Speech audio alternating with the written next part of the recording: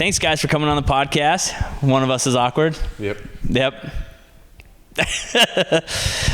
I will say I've been in a lot of cool offices, but this might be the coolest office. If I didn't already work for EXP in the fast forward movement, I would join immediately right now. I just want to let you know that. Thanks, man. That was the whole plan around this place. Like, just bring them in.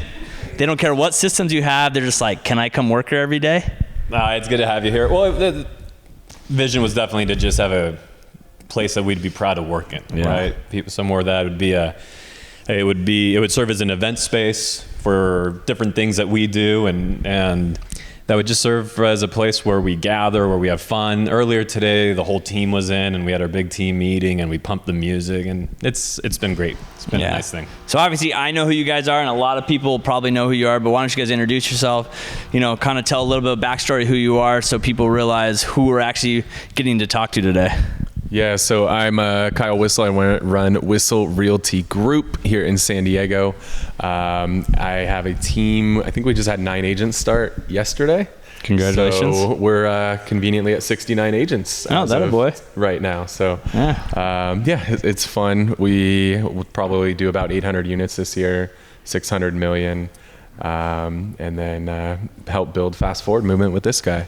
Mm-hmm. Which, fun fact, I didn't post this yet, but collectively, fast forward movement in the month of April.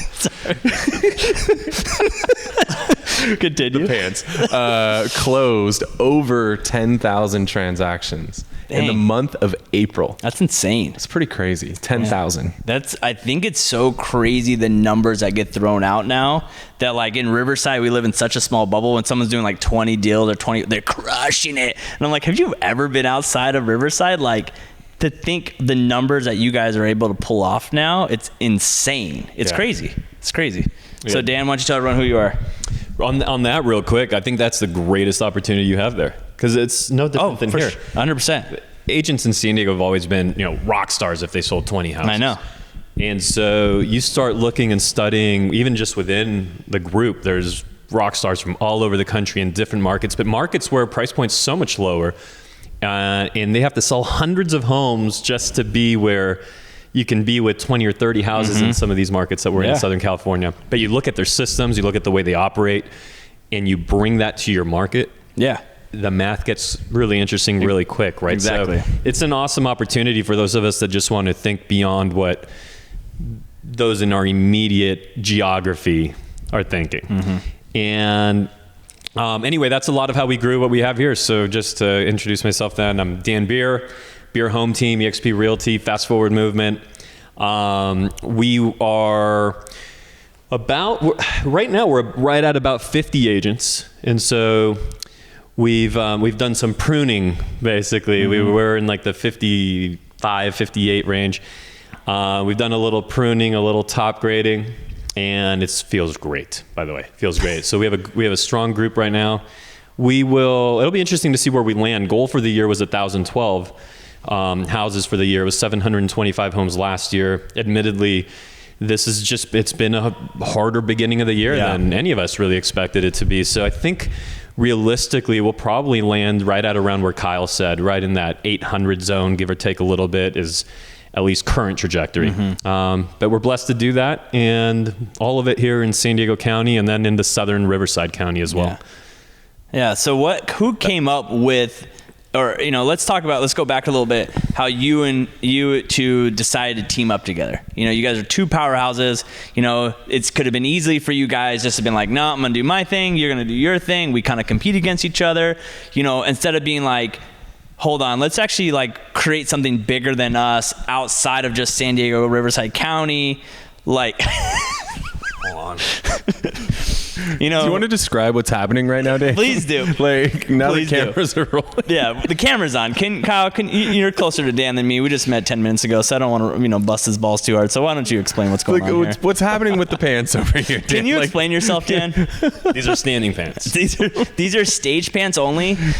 Dan is at a level where when he stands on stage and speaks, he needs more than just shoes now. He has pants, and he wore his stage pants today. Yep. He didn't know we were doing a podcast sitting on the couch today. He just thought he was going to do another presentation. Is it impossible to cross your legs? I'm having trouble like you know, it's like, just, all right. Dan Beer. Dan Beer. This guy, man, if this guy can sell that many houses, I hope everyone realizes anyone can sell that many houses. Exactly. So what was it like? One person came to the other person? Was it kind of something you guys been talking about over the years and finally it just like clicked? Like kind of what was it that kind of pushed you guys to the point of actually making the jump? Well, it was interesting, I guess. If you're looking for the backstory on how it all came together. Yeah. So Kyle and I would get together twice a year or so, maybe. Sometimes not. But we liked each other, we respected each other, but it was kind of just a good acquaintance, kind of friendly, respectful relationship type thing. And so anyway, we actually happened to have lunch plans, and whatever it was, let's just call it 2 weeks later, and I was actually on vacation in Deer Valley, and while there, I saw Curtis Johnson move the EXP. I'd been ignoring it for 2 years, pushing it away, but I really respected him as a business person. And so it all just came together for me literally while I'm on vacation. I have that moment where it just clicked. I realized, oh my gosh, I'm going to grow my business through this vehicle. My core business, the sales business, which by the way at the time was doing 200 something deals that last year did 725 homes.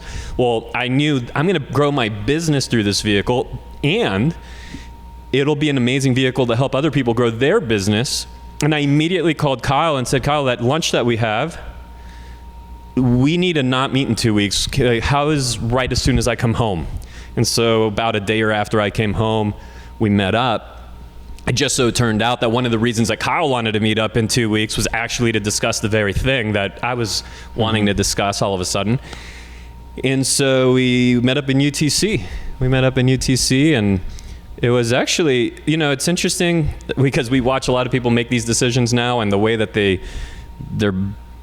I mean, you know, you'd think that they were deciding if they were going to just have a much more important decision than this one, right? I mean, it, like their heads turn into knots, and it is crazy how many options people come up in their crazy brain. They labor over it in so many ways. And our meeting was realistically like as long as it took them to bring the ribs out that we ordered, and that was about it. So if you guys weren't close friends, what was it for you to call Kyle? Because you obviously know other producers in this industry, and vice versa. Why was it Dan that you thought of to have this meeting with? Yeah, I think there's just always that mutual respect there, which is why we would get together, you know, like Dan said, 2, 3, 4 times a year, whatever it was. We would get together and just, it was like, we'd talk a little shit about each other. We'd share a little bit at the same time. Not sharing like secrets, but we'd share. It was like a friendly relationship, but we would talk shit about numbers too, because we're super competitive. We still are. I know. If anyone saw before the podcast, it's so funny. Me sitting here, it's like, well, how much you doing? I'm doing, I have 220 a sale and pending. And then Dan's like, oh, you can't count pending. Like you can't. So it even happens right now, just so everyone knows. He's not joking about that. Yeah. So I mean, there's just always been that respect there. And so I was at a point where I was exploring it a lot. I watched I think I was on a vacation too. I was in Hawaii, and I probably watched like 20 videos, like, because I don't read. Like a lot of people, and they only read books. I don't read. I just listen to podcasts, watch YouTube videos, whatever. And so I was there. He was in where were you? In Utah. So we sit down for this lunch, and I just wanted to like explore it with him. Don't worry, you guys are both good. This is how we do it. No, you're on camera. What's your name? We need to get you to sign a form. Just so, Adrian, get her to sign a waiver. Thank you. Appreciate it. Turbo Queen right there. No, you're all good. Yeah. And so, I just wanted to kind of run it by him, right? Like get his thoughts on it. And then when we sat down for lunch, he was like, he started going to his pitch. He was like, you know, there's some new companies coming to town. Some things are changing. Some people are moving. There's some opportunities out there. And I immediately was like, dude, we're looking at the same thing. Like we're literally both looking at the same thing. He's like, what do you mean? I was like, I'm looking at EXP too. And we were like, oh shit, we're both looking at this. Like, it was meant to be that we were like there. We literally brought each other that lunch for the same reason. And in the moment, we just made a decision. It was like, do we sit here and argue? Like, we literally both decided, like, if you're looking at this and you're really smart, and then he's probably thinking the same thing, like, there's a reason that we're here. Like, we need to fucking do this. And so we just decided, like, in the moment, let's do this. And then it was like, well, let's not argue about like who invited who to this lunch or who goes above who or whatever. We realized like between his network with Keller Williams and all the stuff that he's done and my networks with Tom Ferry and the stuff that I'd done there, like if we could just tap into those two networks, like the amount of impact we could have would be pretty epic if we did it together, as opposed to like fighting with each other and arguing over who goes where. You know, and here we are 4 years later, and what we've built did 10,000 plus transactions in a single month. So it was pretty crazy. And how are you guys, like, obviously I see you guys flying around everywhere. I mean, speaking everywhere. Obviously we have stage pants over here, so we obviously know that's something you guys do a lot. Is it like just the momentum has now caught you guys? Because like I was down in San Diego with you guys, and I was at another brokerage before I went down there, and Kyle invited me because of some other thing. And I was just like, dude, this is like legit. Like this is like so cool. You guys raised $200,000 in 2 days, like doing things that like no other brokerage or office ever thinks about doing. Is it now like, do you guys feel like the momentum has just caught where it's like it's almost unstoppable now? You know, it's interesting. I mean, one way to answer that question would be sure. Yes, there's a ton of momentum and unbelievable amount of just beautiful, incredible, committed like industry leaders in our little group. In our little group that's not so little, because it's naturally it grows at the speed at which it grows at, because we're helping people elevate their game and grow their production. And I mean, you see the stories in the group, people going from nothing to suddenly selling 100 homes a year, or selling 100 homes a year to suddenly selling 400 homes a year, everything in between. But interestingly, you know, Kyle and I, we've been discussing recently how we wanted to have such a clear message that we're about helping people grow their core real estate business first and above all else, and everything else will follow. That will make them naturally attractive. People will want to know, hey, you're growing at this rate, I'm not, how are you doing it? And that would just bring them in, and that's worked wonderfully. But we've been talking how we're almost too quiet right now. Yeah, like you guys never ask. We never do. You never ask. We never do, and to some extent I started and you don't even brag. Like you guys don't even brag what you offer. I mean, I'm pumping your own brakes because I've been on the outside, and I still get, now I'm getting the, oh, you're EXP, you're gonna start recruiting everyone. I'm like, dude, that's not, we don't ever talk about recruiting or that kind of stuff. And on the one hand, we're starting to think, are we doing people a disservice by, and ourselves and our group, are we doing everybody a disservice by actually not talking about it very much? We've held absolutely true to what we've been doing. Look, I don't think we have to prove any longer that we're about production, that we're about, you know, just doing this thing the right way. None of that bullshit get rich quick message that some people will run with, like, hey, join us and tomorrow morning you'll never have to sell a house again. Yeah, okay, bullshit. But we think we've more than proven that. And so just starting to think, how can we be more vocal without losing the identity that we have, which does make this Fast Forward Movement Group so special, that above anything else, look, I have no idea what you're going to do and attract who and not attract. I don't know what you're going to do there, but I do know that if you were to invite somebody to our mastermind on Monday, I know they're going to thank you like crazy. Oh, for sure. Period. Whether they ever join us or not, they're going to thank you, and they're going to say, you know what, that was one of the best trainings I've ever been to. Yeah, I think that. So how do you guys balance all this stuff? You guys are still, you know, running major teams. You're trying to build, running the Fast Forward. Like, is it just systems in place? Is it staffing? Like, you know, you just went to Cabo with the team. You were on vacation with the family. It's like, it's crazy. Like, we see agents that do way less business and way less going on, but we're running around with their head chopped off. And then you guys are over here going on vacations. They're talking about going and on your 40th birthday. So, like, how do you manage like all these moving parts, traveling and all that stuff? Leverage for sure. I think there's a point you have to make a conscious decision of, I am going to make X dollars this year, and you have to commit to not doing anything that's not in alignment with that level of income. And so money's the first thing you. So I mean, you got to just like, and I've heard a lot of people talk about this recently that have made the shift to luxury. Like, how do you become a luxury agent? You decide to be one. Like, that's how you decide to be a luxury agent. You decide, I am no longer selling homes under, here in San Diego, under $1 million, maybe that's your number, right? Like, I don't screw with under $1 million or $2 million, or you want to go ultra luxury. I was listening to Ben Bacall up in LA. He's like, I don't want to do anything under $10 million anymore. And I'll refer anything under 10 million, I'm referring it out because I am an ultra luxury agent. Like that's a decision you make. You can make that same decision with your income. Yeah. And when you make that decision, let's assume that decision is you want to make $1 million. Okay. If you're going to make $1 million, you have to make that decision. Then how many hours are you going to work that year? Easy way to do it is just go 2,000. That's 40 hours a week times 50 weeks. Obviously, you're probably not going to work 40 hours a week. You might have 50-hour weeks, but then you can take a few more days off or whatnot. But you make that decision. So if it's $1 million, divide that by 2,000, your hourly is 500. So you have to now make that decision. If an activity does not generate $500 an hour, I don't do it. Yeah. And as soon as you make that determination, you start leveraging people to do those things for you. That's how you get to that next level is you have to let go of things and you have to realize that you are not the best at everything, right? Like when you list a property, do you go and shoot the photos? Do you go shoot the videos? Do you go do the home inspection? Do you do everything? Like you don't, right? Like you let people do that stuff for you. Why the hell are you out like dropping flyers at doorsteps, right? Like let that go. And so people a lot of times in their head, they'll be like, well, I'm doing this and I don't have to pay somebody $20 an hour to do it. So I'll do it myself. So I save $20 an hour. You did save $20 an hour. But if your time is worth $500 an hour, you also lost $500. Yeah. So the net effect was a negative $480. But most people aren't thinking like that. Their mindset is I saved $20. Instead of they're forgetting about the fact the $500 they lost, which is a net $480 negative. You have to just make that decision. Like this is where I am and I don't do this shit anymore. I only do this shit. And as soon as you make that conscious decision, that's how you get to that next level, I think. Yeah, but people are just afraid that they're not, whoever they place doing that are just not going to do whatever it is better than them. You take something as simple as like setting signs. I actually think that I can set signs better. I really just do. Okay, if you really send me out there, you can. Your signs are a little rough. I'm just gonna say they're horrible right now. They leaning. No, there's a whole mess. The they're entire like thing. They're the opposite of the pants. You went too big. You went too big on the signs.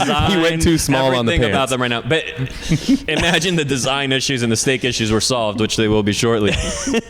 I actually think I can place them in a better location. I just do. I really do. Yeah. Okay. I think I can place them better.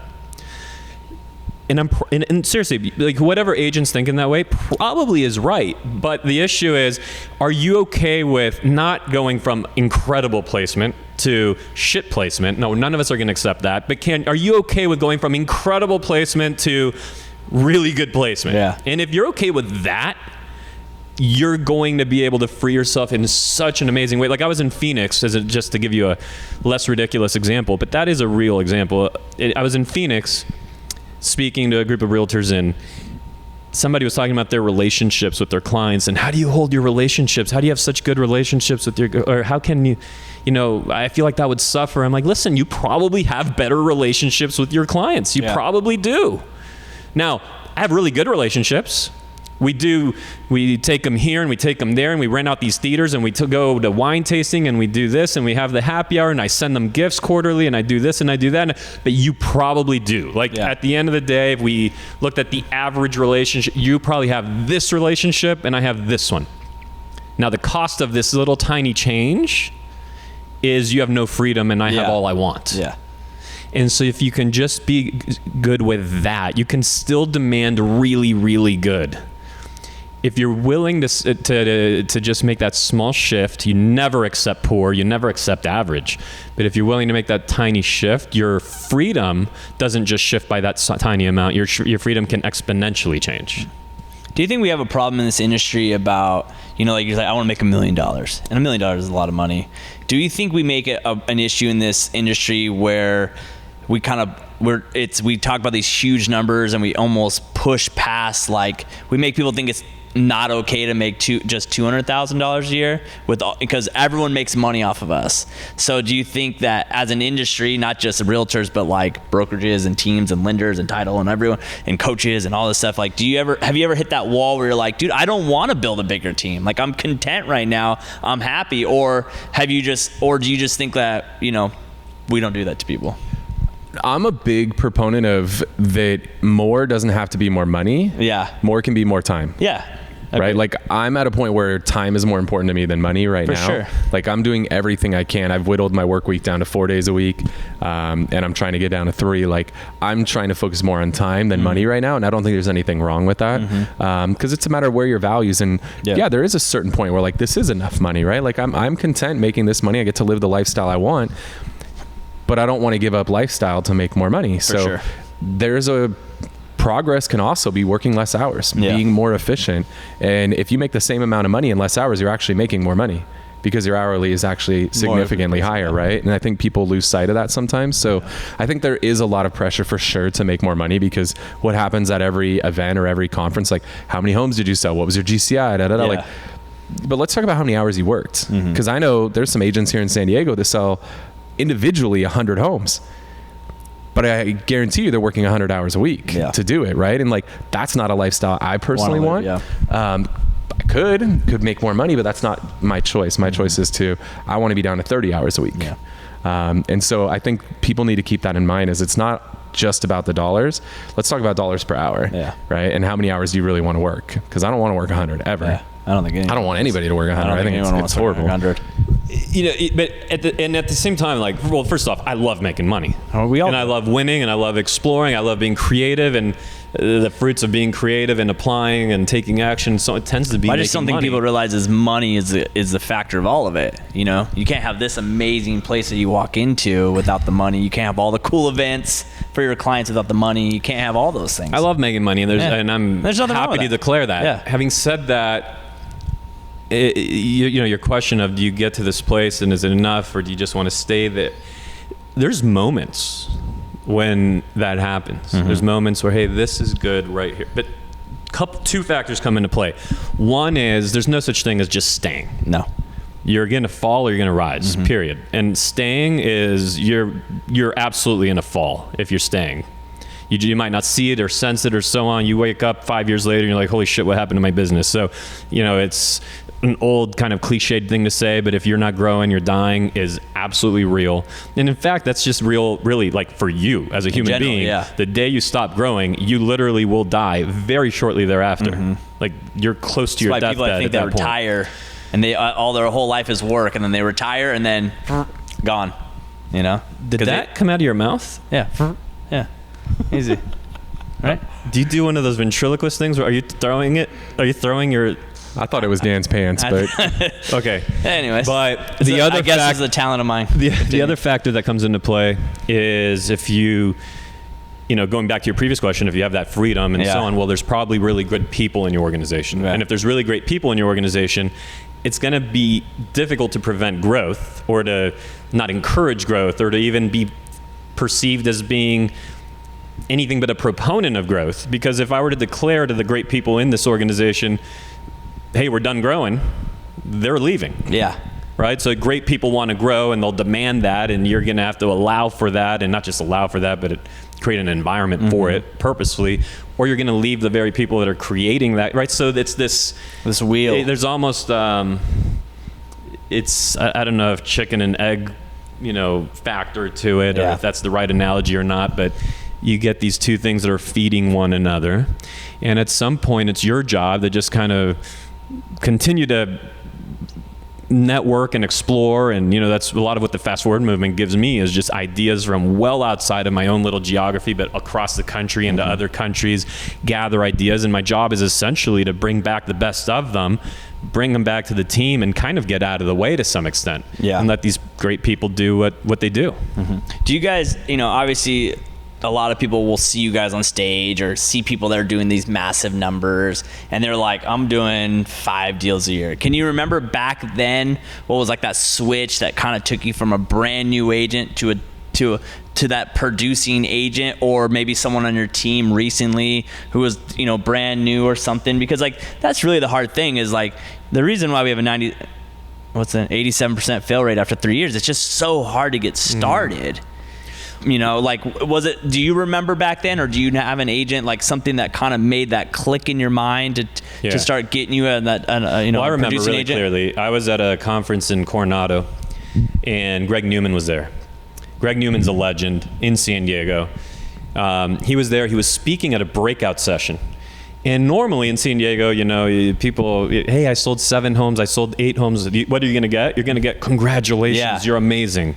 Well, Greg was the first time I'm in this breakout session. I didn't know him at the time, but apparently he's a very blunt person.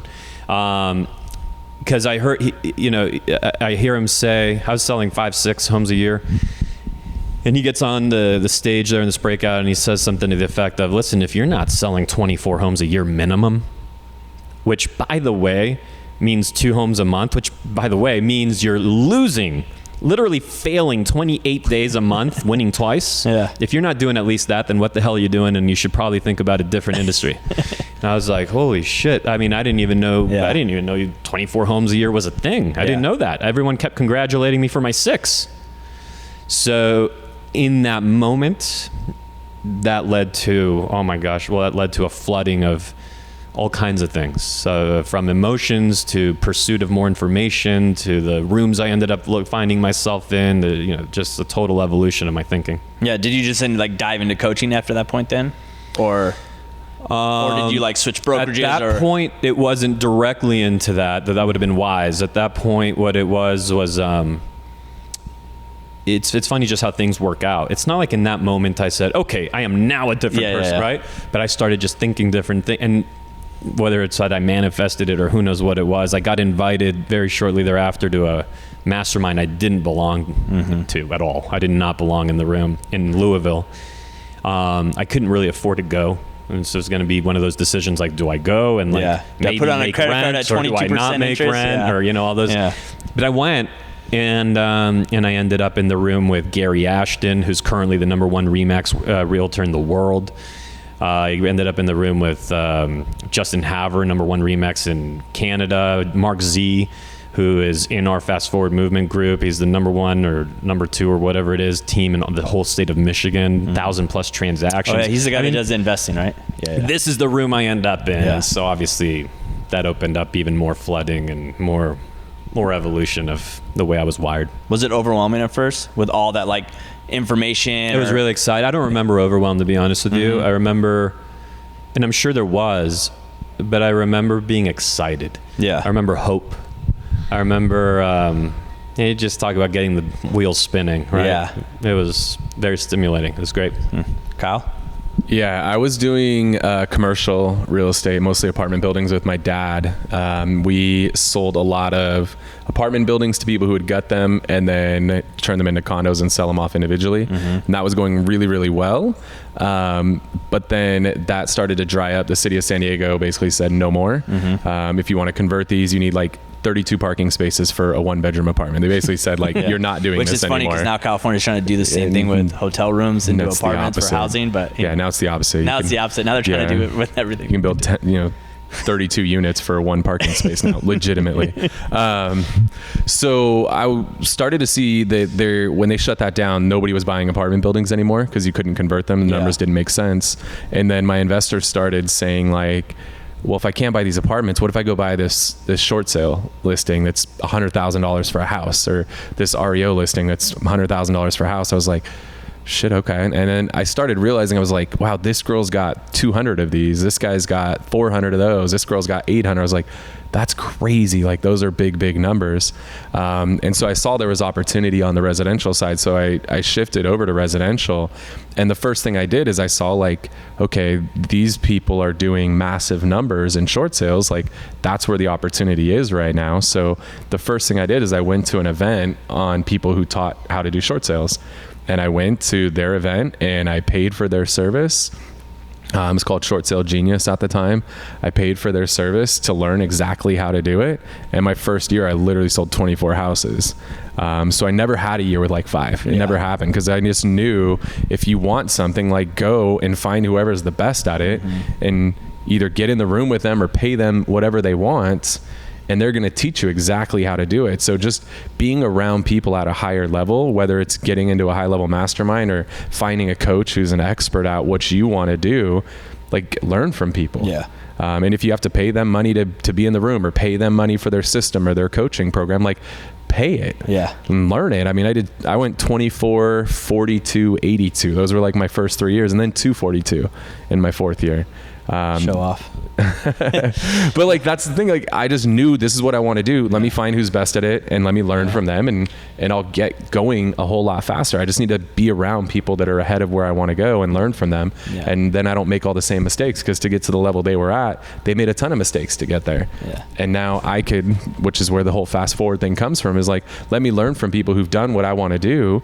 And now I can learn what worked for them, but more importantly, I can learn what didn't work for them. Mm-hmm. So I don't have to make the same mistakes that they made. I can get where I want to go a lot faster than Yeah, it's so funny, backstory that obviously Dad doesn't know about. I posted the other day because I signed up for the Nick McLean's listing thing, and I posted it, and some guy DM'd me about it. I think someone's at XP, and he's like, yeah, but it's like 4,500. I'm like, I know, I'm so lucky it's only 4,500. And he goes, that's a lot. I'm like, no, it's not. I was like, dude, that's minimum. I go, dude, I'm like, you got to pay for the knowledge, man. I was like, if you ain't paying for it, why? I would say I'd rather it be 10 grand than $299. And he goes, every coaching program I ever bought for $299 always sucked. Because it was that good. I'm just saying, like, if it was that cheap, it wouldn't be that good. Yeah. And that's like, but it's crazy how people don't process. Like, the whole reason I came to the fast food moment is because, like, I was like literally at a company, wasn't learning anything. I was making all these mistakes. So I'm like, why am I not just going to go work with someone who does exactly what I do and that supports and understands, like you guys doing this podcast with me? There's tons of people I like want to do a podcast with me in my old place, because they don't understand it. They don't do it because they don't want to do. They don't understand that. So it's like, why be there if you're not really? Now I'm still on my own. I'm still trying to figure everything out by myself. So these stories Kyle and I share in common about surrounding ourselves with people and our growth. And, you know, if you really look, how long ago was that for you? When you went to that short sale seminar? That was in like 2007, 2008. Okay, so 2007, 2008, my story was like 2009 or 10 or something like that. And you look at where we're at now, we have not, like, that's been the constant. Yeah. A lot has changed. And the one thing that hasn't changed is all we're doing is looking for deeper levels of how can we get into those kinds of relationship spaces and rooms. You know, I think at the end of it, agents are always asking us for the secret bullet, the magic sauce, thing, right? And I mean, you hate disappointing them, letting them know there isn't one. But if there was one, and you had to really distill it down to one, like, core thought, it would be that of proximity, access, and modeling, right? How can I get the most access to the smartest people that have done what I want to do? How can I be in closest proximity to them? And then model it. And there's different ways in which you do that. You do that in coaching circles, in different mastermind groups. We even do it outside of our own industries, right? Where like Kyle and I have both been involved with, and he still is, with groups of business owners outside the industry that are all sharing, and we're doing all of that. And then the fast forward movement, that's this incredible layer of just this further level of access, this partner level access that we get to people. And it's awesome. And the price is also awesome, by the way. The price is just brokering your deal through one license instead of a different license. As far as I've ever seen, the deal gets brokered just the same. Our client feels like it's all the same, but the level of proximity, access, and so us able to model the things we're learning and grow faster, it just simply accelerates that process, right? Back to that fast forward movement name. I think of it really as, you know, there's a table here. So I think of it a lot as the game I'm always playing. Is I think of this as being like a table in some secret room in Las Vegas. There's some casino no one really knows about it, or maybe it's one of the ones people know about, but there's a room that few know about. And in that room, there's a table that you can play. And the hands are, you know, because we make big business decisions. Am I going to hire this person? Am I not? Am I going after this farming strategy? Am I going to do this marketing strategy, this social media thing, whatever it might be? So everything has some kind of cost in time or money. But what's interesting about this table is I envision it like, you know, imagine there's some kind of game where it costs $1,000 a hand to play. But instead of the odds being weighted in the house's favor, because of the access we have to each other, because of the proximity we have, which now we're modeling. So when I'm making a decision in my business to basically play a hand in any form of marketing, hiring, or anything in between, the odds are actually weighted in my favor. And if I win, I don't just win $1,000 that the hand costs me. I win literally multi six figures a year. Because I'm not really in the game of making investments that are going to make me $10,000. I mean, we're making multi-$100,000 decisions when something works out. And if it doesn't work out, guess what I'm going to do at that table? I'm going to play again. Yeah. Right? Now, if it was a hire that didn't work out, hey, that person didn't work out, I'm going to play again, because I'm not doing it off of what I think will work. I'm doing it off of what is proven to work. Yeah. So if for some reason I misjudged, hey, I hired the wrong person, I'm playing again, because as soon as I get it right, I have what Tony Robbins, for example, would call asymmetric return, right? Where with an investment this big, getting a return this big. If it's a strategy like going after a market, a farm, et cetera, I'm just weighing all of it in my favor. So that's a table I'm pretty much going to sit at and play at the rest of my life. I'm going to sit there and play, because it wouldn't make any sense to play anywhere else. We're definitely... I mean, you go back into the main casino floor and you're just and play bets. the 50-50 games, or not even, right? The 40-60 games. Which I think that's why realtors don't make it. That's a lot of them are just betting on themselves, and they're trying to farm, but they don't know how to farm. They're just throwing stuff against the wall. It doesn't work. They're buying this program, they're buying that program, and then they're out of money. I want to play an 80-20 game, not a 40-60 game. Yeah. Exactly. Adrian, make sure you clip that last one. We'll give that to Dan. It'll be his first reel over here, talking about the casino table. The first reel's the pants. Oh, the pants, the first reel, and then go like that. Hey, I have 6 reels in my name, man. I know, exactly. So obviously we're going into a different market now, and we definitely know that having the right people around us is how you're going to survive this. Are you guys kind of excited where we're at right now? Because we're definitely have the industry is picking up some extra fat, and it's time to lean out. Do you think that's going to happen? Or are you excited what we have moving forward in the next few years? I love change. Yeah. Like anytime people freak out, I love it. Because you could change. Apple removes a button off a phone and people freak the hell out. Oh yeah. It's people hate change. You change the industry, so many people are freaked out. I think you will see a massive exodus out of the industry, which is a fantastic thing, because I think there are way too many agents. Anytime the market gets good, everybody and their mom wants to go get a real estate license. And so I think you'll see a lot of the agents get out. I think you'll see a lot of the more senior agents get out too, because they know it's changing and they're just I don't have it left in me to go through another cycle. Yeah. So I think you'll see a lot of agents get out as well. So I think as people get out, whether it's in their head or it's real, it doesn't make a difference, because they see change, they freak out and they bounce. So I love anytime there's change. When they update the RPA, the contract in California, I love it, because all the agents are oh my God, what am I going to do? I have no idea how to fill this thing out. It's you could just sit there for 5 minutes and read the fucking contract and figure it out. So I love change. I'm a huge fan of change. I think it just creates massive opportunity. So I love it. For sure. So let's wrap this thing up. Obviously I have a lot of young agents that watch my stuff, and I know it's super intimidating sometimes to see guys like you. Even sometimes I'm like, holy crap, how do you ever get to that level one time? And obviously we definitely know that it's who you surround yourself with has been kind of the theme that we're talking about. But outside of who you surround yourself with, is it making decisions very quickly? Is that something you think has been a big strength for you? Is it taking bigger risks because you're betting on yourself more? What is something that, if you are a newer agent and you're already going to surround yourself with the right people, what is something you think that has really helped you in your career? I won't steal yours because I know the one you want to say. So I won't steal it from you. Yeah. Go for it. The biggest thing for me is to set a goal of what I want and set a true intention, and truly believe it up here. I think too many people want something, but they don't actually believe they can have it. They just desire. It's oh, well, those guys are selling. Dan and I did $1 billion combined last year. So people are I want to do $1 billion. Do you want it, or do you actually truly intend to do it? I don't think people realize what it takes to get to that point. And are you willing to do what it takes to get there? I think far too often people just have a want, but they're not truly committed to doing what it takes. And the thing that I think I've done really, really well over my career is just set an intention. I am going to be one of the best short sale agents in San Diego, and I'm going to do whatever I need to do to get there, and I'm going to build the plan to make it happen. Or, there's accounts like getting in with Zillow Flex. If you want Flex, then put a plan in place of how you're going to go get Zillow Flex or Veterans United or Opcity or any of these big accounts. Like that's one of the ways a lot of us are growing our business massively right now. Like if you want that account, don't just want that account, like truly commit to wanting that account and doing exactly what you need to do to get it. And then the thing that we do very well is we crowdsource information.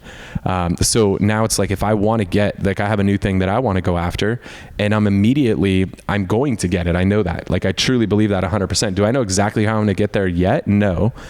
But I know the fastest way to get there is to crowdsource information and lean on other people and find who has what I want in other markets. And then learn from those people in those other markets. How did you get it? How did you get it? How did you get it? And who do you know that can help me? And so by leveraging other people's experience and other people's connection, that's going to help me build the path to get what I want. And it's going to help me get it, again, a whole lot faster. Is there any time where you think you want something, but you're not, like, and then you're like, I actually don't even want this? Is there a time, has there been an incident where you're like, I want this, and then you start checking yourself, you're like, no, actually really, I'm not putting the things in place to actually want it? Like, there was a farm that I wanted because, they teach you like, oh, look for a farm that has this turnover and all these things. And I found this farm and I was like, I'm going to go after this farm because the turnover is crazy. I never sold a house on that farm. The reason I didn't is because I thought people were fucking stupid that live there. Like, why do you want to live in a 4-story condo? Yeah. Like, why the hell would you want to live there? I didn't believe in like the product at all. And therefore I literally never sold a home. I didn't believe in it. So it was like, in theory, it was cool to like go farm this area because it has high turnover. Has high turnover because it's a 4-story condo. It's 4-story condo, and there's literally like airplanes flying over your house every single day. Like, of course, there's high turnover. But I didn't like really believe in it. I was like attracted to the numbers, but I wasn't committed. I didn't really believe in the product. All right. So before Dan speaks, what do you think? If you are thinking about selling your property in Bankers Hill, call the Beer Home Team. Exactly. We believe in you 100%. We love Bankers Hill. We love low planes, and it will not affect us. So what, before Dan mentions his thing, Kyle, what was he going to say? Speed to execution. Is that what you're going to say? Definitely not. Not anymore. Now you have to think of something else. No, I think being overwhelmed is going to be one of the things that you find yourself in at some point. And throughout your career, there's going to be different phases of it, and the only thing that'll change is just how much it takes to for you to become overwhelmed, and that'll be a muscle that hopefully grows, stretches, and over time you just have more capacity. But it will happen. One thing is what we can absolutely help you with is taking you away from some of this really big picture conversation. It's nice to have a 10-year view, but my 10-year business plan, which we have our view of what we want to do in 10 years. It's literally 4 bullet points. It's 4 little tiny bullet points. That's the whole business plan for 10 years from now. So it's not one of these crazy 40-page business school. What do you call it? Like a... I never went to college. The business plan. Okay, there That's you what go. you call it. It's not one of these 40-page $1 billion for you guys over there. Well, it was almost choking on my own breath that threw me off. Yeah. But it's really it's literally just 4 bullet points. Yeah. Okay. But other than that vision that you should have for what goes on 10 years from now, in a vague enough way, what we can really help you with is, well, let's distill that down to what do we need to do in these next 90 days? And I think if you go to Kyle's office, you come here and you say, oh my God, how do I build this? That's very overwhelming. But what I'd encourage you to do in your first 90 days is just focus on 1 to 3 things that you're going to build and establish a system. And a system can be very simple to begin with. It could be the seller intake form that you need, or it could be the way you treat a client after sale. And just build these little systems quarter over quarter. And what happens is you'll suddenly wake up a year later and be like, wow, I've got 8 or 10 systems that are truly operating in this business on automatic without me having to think about it, because I spent 90 days with conscious effort, but now I've moved them from that conscious effort zone to the subconscious, right? And your business has its own subconscious where it just has some things that it does automatically once you really dial them in and install them. And what that means is, right, there's 10 or so things operating. And then there's the next quarter and the next quarter. And what you'll find is that you'll start to get this, what in the book Good to Great is called the flywheel effect. And you'll start getting momentum. You know, people think about like a snowball. You'll start building momentum. So suddenly you'll have maybe someone that works in your business with you, and that person has 1 or 2 things or 3 things quarter over quarter, year over year. So suddenly you wake up that next year and there's 20 little systems that are operating your business. And so it'll go. And then one day you wake up and it might resemble something like this. But we can help you understand, let's just remove all the overwhelm. And what do we just need to do in these 90 days? And that's what we're really good at working with agents with. You see people in the fast forward movement just growing gloriously. But that's because we take this and just, hey, here's what we need to focus on. Everything else is just noise to you right now. Yeah, I think what people don't realize is if you don't build systems in the beginning, you're going to have to build systems at the end. And if you don't build systems at the end, that means you're out of the industry. But even that word can be overwhelming. System, right? So that's what we help people through. And we literally get together with everybody in the group that joins us on a weekly basis. And then I'll just leave you with this, which I started this little thing with, is you're still going to be overwhelmed at some point. Here's the reality of it. And people wouldn't believe it that, you know, I've been wanting to put this out there, and I'll put this out there on your podcast first, which is exclusive for years, you know, for the first many years. Someone asked me recently, one of the guys in our group, Dave Arnson, he asked me, hey Dan, do you ever just get like frozen, scared? Like, are you ever scared? Doesn't look like you're scared at any. For years, I would probably go home about like twice a month, usually around 11 a.m., just scared and overwhelmed, and literally go home and curl up in fetal position on my couch and just like, I can't deal with this day. Like that would happen about twice a month. Now it still happens. Now it happens once or twice a year where I'm just like, okay, I need to check out today. Okay, so I stretch that, and I'm carrying way more than I used to, but it only happens once or twice a year. But the point I'm making is when you find yourself scared, when you find yourself overwhelmed, when you find that you're just not able to cope with the day, you aren't, you know, weak, you're not unable, you're not any of these negative, you know, adjectives you're going to apply and all the judgment that you're going to make of yourself. You're not any of those things. It's absolutely normal. And I know that I, for one, at least can say I experienced that on a fairly regular basis back in the day, say going back 10 years ago. And very seldomly to this day still will, once or twice a year. Yeah, I want to thank you guys, both of you guys. I mean, I've been around you guys for almost a month now in the group, and just seeing those things. And Kyle doesn't know this, but the moment I decided I was coming over was when at the end of the mastermind, you sat next to me at lunch and you ordered a drink and you were leaving, and you just looked at me and go, "What were your thoughts?" And I was like, "Dude, this was awesome. I really loved it." And he's like, "Cool." And that was it. It wasn't like, "Hey, like, let's get you signed up. Let's do this." It was just like, dude, no pressure, no nothing. It's like, cool. Like, let me know what else you need, man. We're good. And I think that is like the hard part that you guys are facing with this company, is that we all know there's other people like that out there. But it's like, what's so funny is like, I get a call from Keller Williams every single day, and Remax and all these companies that do all the exact same, but EXP just has this stigma across it. But that was the moment, I hope you know, when I was like, we got done and I was like, this was awesome. I hung out with really smart people, and I was like, dude, I've learned more in 2 days than I have in a long time. And if I learned that in 2 days, what am I going to learn in 10 years? You know, so I want to appreciate you guys for taking the time. You're both super busy. We need you guys to get you home to the family. So thanks for watching, guys. Until next time, peace.